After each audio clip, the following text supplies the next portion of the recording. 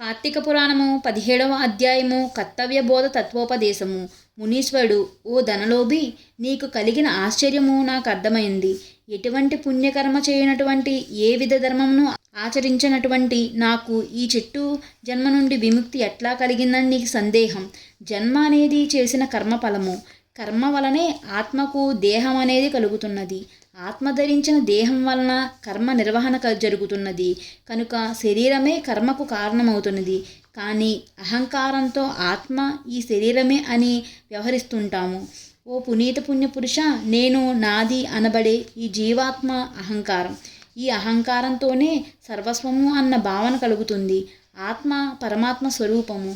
పుట్టుక, మరణము, వృద్ధి పొందడం, క్షీణించడం అనేవి శరీరానికి మాత్రమే ఉంటాయి, ఆత్మకు ఉండవు. కర్మకు కారణమైన శరీరము పంచభూతములతో తయారవుతుంది. రంగు, రుచి, వాసనలకు, ఆహార విహారాలకు, సుఖదుఖాది అనుభవాలకు, ఆవేదనలకు గురి చేయబడుతుంది. వివేకము, విజ్ఞానము, వ్యామోహాల కారణంగా పాపపుణ్యాలు సంప్రాప్తమవుతుంటాయి.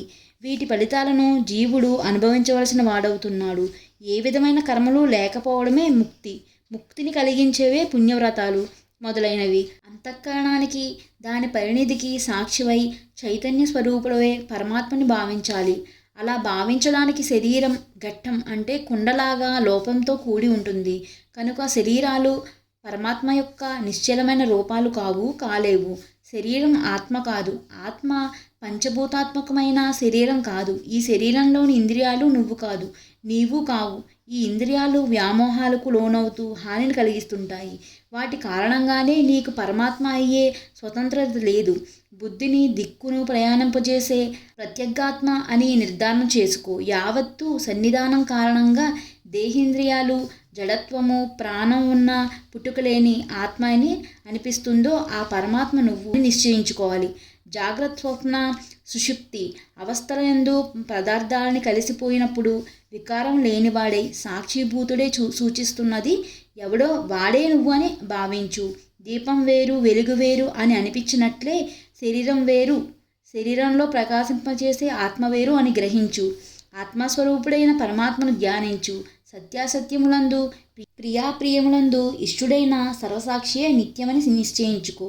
ఇంద్రియాలు, మనసు, ప్రాణం, అహంకారం, దేహం వీటన్నిటికంటే అతీతంగా 6 విధములైన వికారాలు లేకుండా ఉండేవాడే పరమాత్మ. అజ్ఞానాంధకారం లేనిది, చెరగనిది, చెదరనిది, నిర్మలమైనది, సుఖజ్ఞానం కలిగినది ఆత్మస్వరూపం.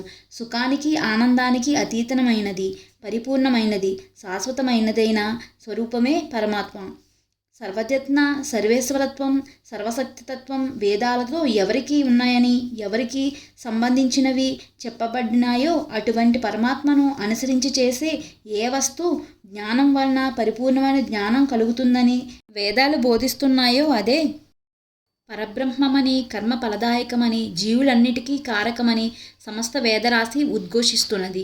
పరమాత్మకు సంబంధించిన వాక్యార్థాలు అర్థమయ్యే వరకు సమధమాది గుణములతో వినడానికి, అర్థం చేసుకోవడానికి ప్రయత్నించు. ఆత్మజ్ఞానాన్ని సంపాదించడం కోసమే పనులు ఆచరిస్తుండాలి. పొందిన ఉపదేశాలకు తగిన విధంగా యథావిధిగా కర్మను ఆచరిస్తే ఆ కర్మల వలనే జన్మ తరిస్తుంది. స్వయం సిద్ధమైనవైనా అప్రయత్నములైనవైనా నీ కర్మఫలాలు అనే బంధాలు తొలగడంతో మోక్షసిద్ధి కలుగుతుంది. అన్నీ నేనే చూస్తున్నాను, అన్నీ నావే, అంతా నాదే, నేనే గొప్ప అనే భావాలను విడిచిపెట్టి మనను నడిపించేవాడు ఒకడున్నాడని తెలుసుకుని వాడిని తెలుసుకునేందుకు ఈ శరీరంతో ప్రయత్నించాలి అని ధనలోభి ద్వారా మహర్షి మనకు సూచిస్తున్నాడు. 17వ అధ్యాయము పారాయణము సమాప్తము.